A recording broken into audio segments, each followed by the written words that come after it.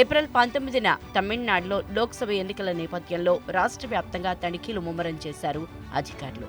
ఈ క్రమంలో చెన్నై, కాంచీపురం జిల్లా వైయాపూర్లో పోలీసులు నిర్వహించిన తనిఖీల్లో అక్రమంగా తరలిస్తున్న బంగారాన్ని గుర్తించారు. కారులో భారీగా ఉన్న బంగారాన్ని చూసి వెంటనే ఐటీ అధికారులకు సమాచారం ఇచ్చారు. రంగంలోకి దిగిన ఐటీ అధికారులు పట్టుబడ్డ బంగారం విలువ కోట్లలో ఉంటుందని అంచనా వేస్తున్నారు.